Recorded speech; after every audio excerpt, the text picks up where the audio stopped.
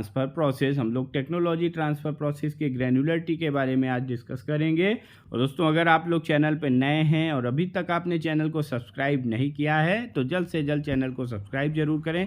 आइए स्टार्ट करते हैं आज के अपने टॉपिक को, जो कि है ग्रैन्युलरिटी of technology transfer process.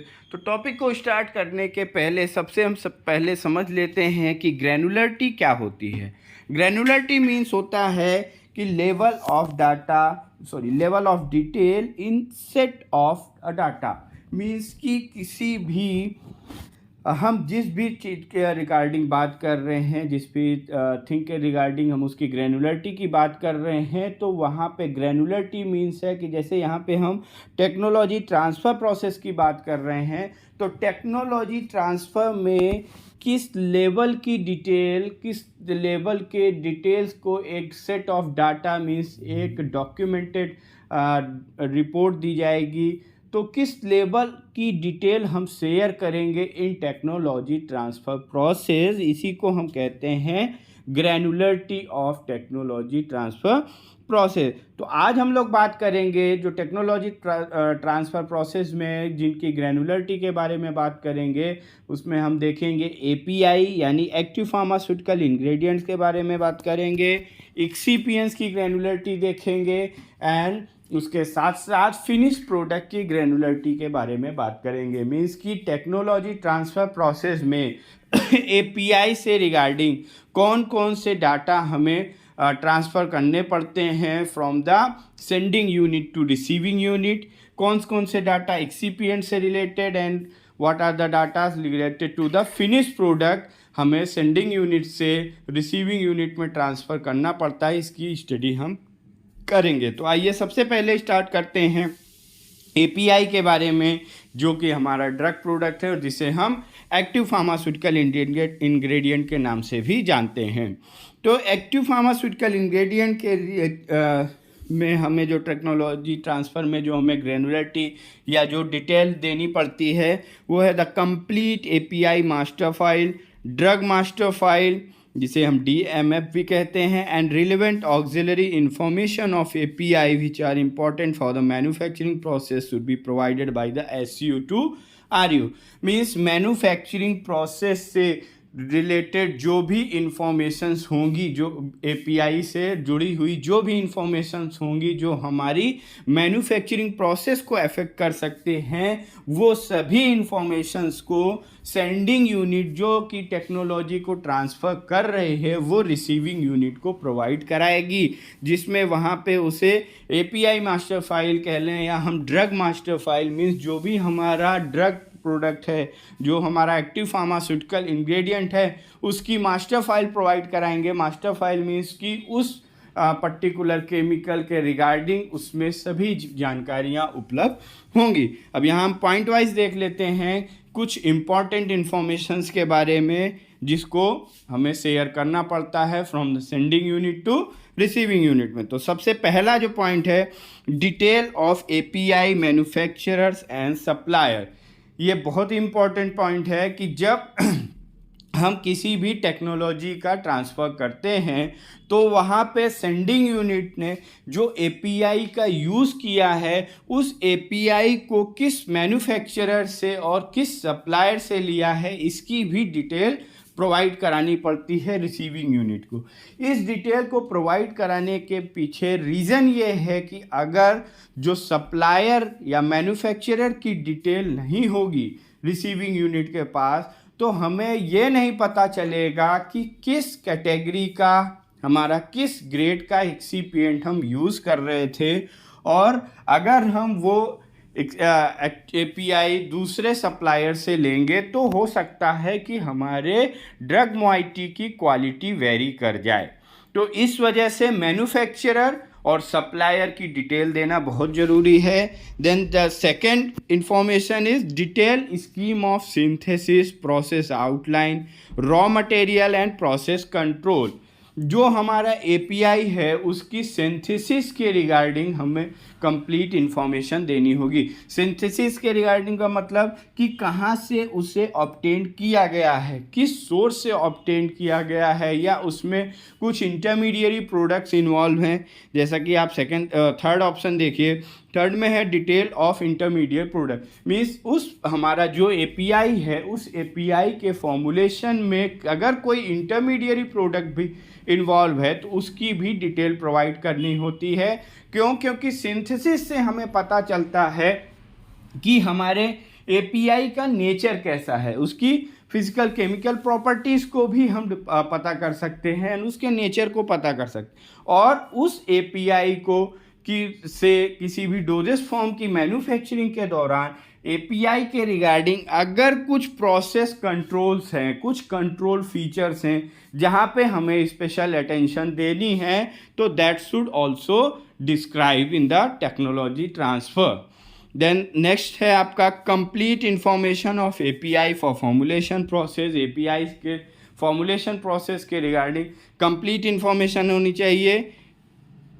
API की क्या कंप्लीट इंफॉर्मेशन होगी, वो हम लोग जैसे प्री फॉर्मुलेशन में पढ़ते हैं, तो वही सारी डिटेल यानी ड्रग की फिजिको केमिकल प्रॉपर्टीज़ के बारे में। फिजिको केमिकल प्रॉपर्टीज़ मीन्स उसके particle size, bulk and tap density, उसकी डिसइंटीग्रेशन प्रोफाइल क्या है, नेचर ऑफ हाइग्रोस्कोपिसिटी क्या है, वाटर कंटेंट क्या है, ये सभी डिटेल शेयर करनी होती है सेंडिंग यूनिट को रिसीविंग यूनिट में।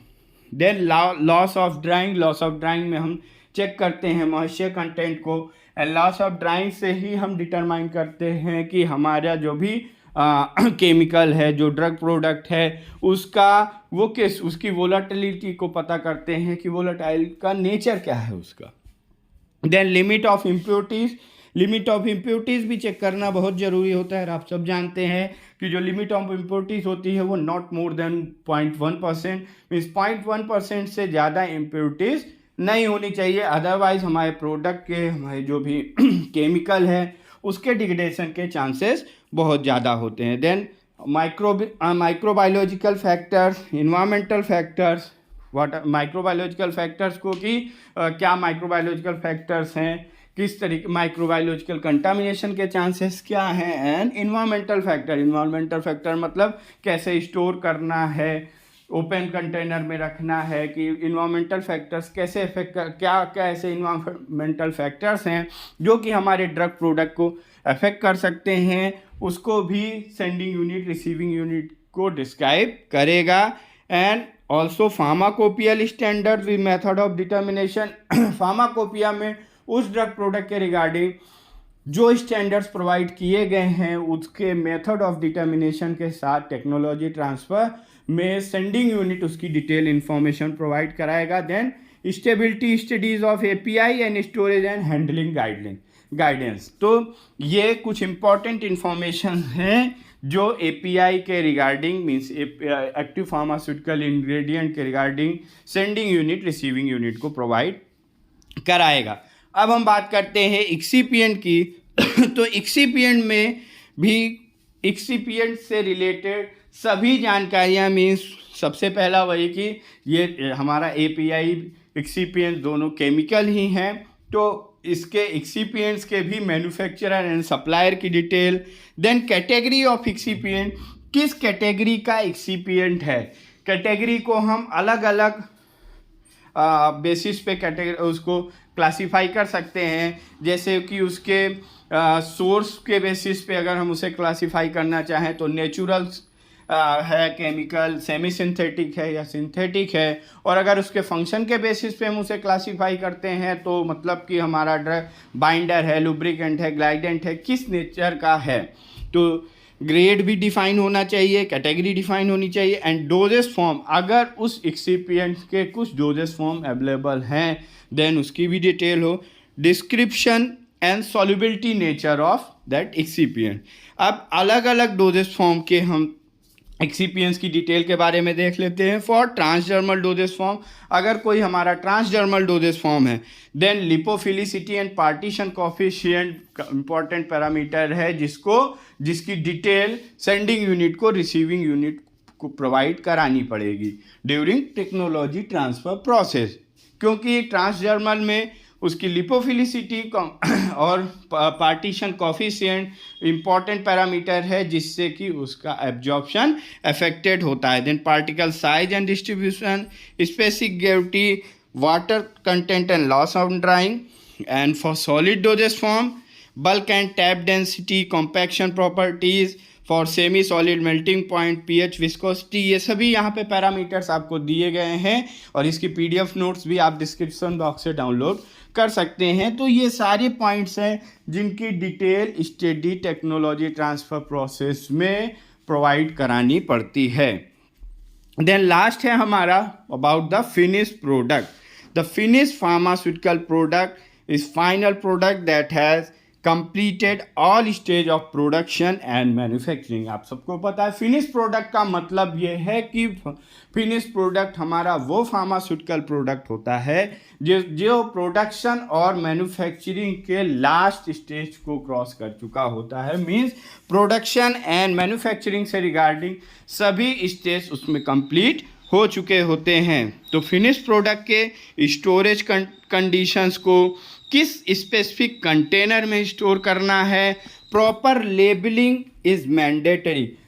मीन्स कि हम फिनिश प्रोडक्ट से रिगार्डिंग जो इन्फॉर्मेशन देनी होगी वो उसकी स्टोरेज कंडीशन के बारे में, इन किस कंटेनर में स्टोर करना है, एंड ऑल्सो उसकी proper labeling, and all the associated information is well documented manner should be informed and transferred from sending unit to receiving unit। Finish product से रिगार्डिंग और जो भी जानकारियाँ हों सभी सेंडिंग यूनिट को रिसीविंग यूनिट को प्रोवाइड करानी पड़ेगी। And the finish product storage and main finish product से रिगार्डिंग जो इन्फॉर्मेशन है, जो वो मेन इन्फॉर्मेशन है वो यही है कि स्टोरेज एंड उसकी handling guidelines as well as proper label उसका प्रोवाइड कराना होगा सेंडिंग यूनिट को रिसीविंग यूनिट को ड्यूरिंग टेक्नोलॉजी ट्रांसफ़र। तो गाइज ये था हमारा ग्रैनुलरिटी ऑफ टेक्नोलॉजी प्रोसेस, जिसमें हम लोगों ने एपीआई की ग्रैनुलरिटी के बारे में देखा, एक्सिपियंस के बारे में देखा एंड फिनिश प्रोडक्ट की ग्रैनुलरिटी के बारे में। आई होप कि आपको ये टॉपिक समझ में आया होगा। इस टॉपिक से रिलेटेड कोई भी क्वेरी हो आप कमेंट बॉक्स में ड्रॉप कर सकते हैं एंड इसके पीडीएफ नोट्स को आप डिस्क्रिप्शन बॉक्स में दिए गए लिंक से डाउनलोड कर सकते हैं। Thank you very much.